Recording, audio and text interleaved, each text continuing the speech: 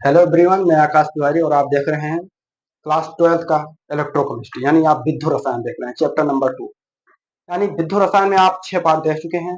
आज lecture number 7 यानी 7वां part बन रहा है। ये पार्ट आप लोग के लिए बहुत इंपॉर्टेंट है। इसमें सारी इंपॉर्टेंट चीजों को लेकर के बात होगी जो आपके बोर्ड एग्जाम में भी बहुत इंपॉर्टेंट है।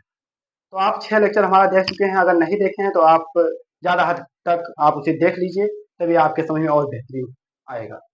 तो हम चलते हैं, देखते हैं इसमें मुझे क्या पढ़ना है। जो 7वां लेक्चर बन रहा है इसमें हमें क्या पढ़ना है, किस चीज़ों पर हमको बात करना है डिटेल से, उस पर डिटेल से हम चर्चा करेंगे। तब तक के लिए अगर आज हमारे वीडियो में आप पहली बार आ रहे हैं तो आप चैनल को सब्सक्राइब करिए, लाइक करिए और शेयर करना बिल्कुल मत भूलिए।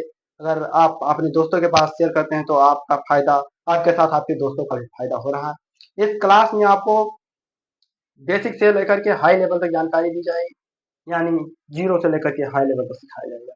अब हम चलते हैं, फालतू बातें करने से कोई फायदा है नहीं, लेकिन थोड़ा बहुत बातें होना भी जरूरी है, इससे माइंड रिलैक्स हो जाता है बातें करने से। तो हम चलते हैं, देखते हैं कि ये टॉपिक क्या है, आज हमको क्या देखना है। ये पार्ट हमारा 7 है, यानी 6 पार्ट, इसके पहले 6 पार्ट बन चुका है, वो आप देखिए। इसके बाद ये 7 आप देख लीजिए। अगर वो नहीं देखे हैं तो आप ये देखेंगे, फिलहाल इसमें भी आपको समझ में आएगी बातें। नहीं, जब आप वो देख करके आएंगे तो और बेहतर से कंफर्म होता चला जाएगा, हर एक चीज अलग अलग पॉइंट पर अलग अलग चीज कंफर्म होता चला जाएगा। ये 7वां लेक्चर है। लगभग इस चैप्टर का 18 लेक्चर या 20 लेक्चर बनेगा, क्योंकि क्लास छोटा रहता है इसलिए में छोटा रहता है, इसलिए ज़्यादा लेक्चर बनेंगे। और आपके बुक या आप कहीं भी देखेंगे तो बिल्कुल लाइन से आपको लेक्चर मिलेगा। ये नहीं कि यहाँ से नहीं, कहीं इधर उधर से लेक्चर नहीं मिलेगा आपको, बिल्कुल लाइन से मिलेगा। तो चलते हैं, फालतू बातें करने से कोई फायदा है नहीं। हम टॉपिक पर बात करते हैं कि क्या टॉपिक है हमारा। पार्ट 7 है। पहले इसमें देखेंगे हम चालक एवं कुचालक।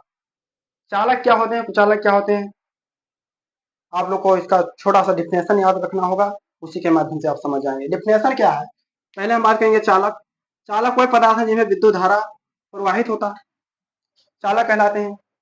जिसमें विद्युत धारा प्रवाहित होता है चालक कहलाते हैं। हम कुछ एग्जाम्पल के तौर पर भी बात करेंगे, जैसे सोडियम हो गया, एल्युमिनियम सोडियम, इसमें विद्युत धारा का संचलन होता है तो ये चालक कहलाता है। अब कुचालक इसका उल्टा होगा, जिसमें विद्युत धारा प्रवाहित नहीं होती है, कुचालक कहलाता है। कुचालक को हम देखते हैं, वह पदार्थ जिसमें विद्युत धारा प्रवाहित नहीं होती है, कुचालक कहलाता है। जैसे प्लास्टिक आपका होगा, प्लास्टिक में आपके घर में बोर्ड लगा है तो प्लास्टिक में करंट नहीं आएगा, जबकि स्विच में करंट आएगा, उसमें चालक लगा हुआ है, स्विच में वो चालक है, और जबकि प्लास्टिक जो है वो आपका कुचालक है, ये समझ लीजिए। और दूसरा चीज होता है रबड़ होता है, शुद्ध जल H2O में अगर शुद्ध जल है आपके तो उसमें करंट नहीं उतरेगा। और एक आपका है तेल वगैरह हो जाता है, ऑयल वगैरह हो जाता है, इसमें भी करंट नहीं आता, तो इसे हम कुचालक कहते हैं। तो कुचालक और चालक में आपको बेहतरीन जानकारी मिल चुकी है। हम देखते हैं विद्युत अपघट्ट क्या है। विद्युत अपघट्ट के कितने प्रकार हम पूरे डिटेल से बात करते हैं। चलिए, विद्युत अपघट्ट हमारे साथ देखिए, तीसरा पॉइंट है आपका विद्युत अपघट्ट। विद्युत अपघट्ट है वो पदार्थ जिनकी जिनकी पिघली अवस्था जलीय विलयन में विद्युत धारा प्रवाहित होती है, विद्युत अपघट्ट कहलाते हैं। जिसके जलीय विलयन जैसे पिघली हुई अवस्था में विद्युत धारा प्रवाहित होता है, उसे विद्युत अपघट्ट कहा जाता है। कहने के तात्पर्य एक परिभाषा ये हो गई, ये लगा करके आप एक इसे नोट कर लीजिए, जो आपके समझ में आया अच्छे तरीके से उसे आप देख कर चलिए, क्योंकि हमने 2 परिभाषा यहाँ पर लिख चुका है एक्चुअली, कि कहीं पर आपको किसी में डिफरेंस आए तो कोई ना कोई समझ में आपके आ जाए, इसलिए। दूसरा क्या कहलाता है, वह पदार्थ जिनको जल में घुलने पर अणुओं में टूट जाते हैं, उसे हम विद्युत अपघट्ट कहते हैं। जैसे जैसे के तौर पर हम बात करेंगे NaCl को जब जल में घोला गया तो Na प्लस Cl माइनस में टूट गया। इसी प्रकार के उदाहरण आप और ले सकते हो, HCl ले सकते हो, तो HCl को जब जल में घोला जाएगा H प्लस Cl माइनस के रूप में टूटेगा। तो इस तरीके से आप इसमें उदाहरण के तौर पर भी काम कर सकते हैं। विद्युत अपघट्ट के प्रकार देखेंगे, 2 प्रकार के होते हैं एक्चुअली। पहला जो हमारा होता है प्रबल विद्युत अपघट्ट। प्रबल विद्युत अपघट्ट के ऊपर हम डिटेल से बात कर रहे हैं, और दुर्बल विद्युत अपघट्ट को हम नेक्स्ट लेक्चर में बताएंगे। ये देख लीजिए क्या होता है। वह देखिए, वह पदार्थ जिनका अपघट्ट, वह विद्युत अपघट्ट जो प्रत्येक तंता पर पूर्णतः आयनिक होते हैं, जिससे इस विलयनों में आयन आयन की संख्या अधिकतम हो जाती है। इसे विलयनों की चालकता या उच्च चालकता होती है। इस तरीके से आप देखेंगे, जब विद्युत अपघट्ट को आप एक हमारे साथ एक बार रिवाइज करेंगे तो आपके समझ में आएगा। वह विद्युत अपघट्ट जो प्रत्येक तंता, देखिए अभी तंता के बारे में हम बात करेंगे, प्रत्येक तंता पे पूर्णतया आयनिक होते हैं, जिससे इन विलयनों में आयन की संख्या अधिकतम हो जाती है, इनके विलयनों की चालकता उच्च होती है, इसे हम प्रबल विद्युत अपघट्ट कहते हैं।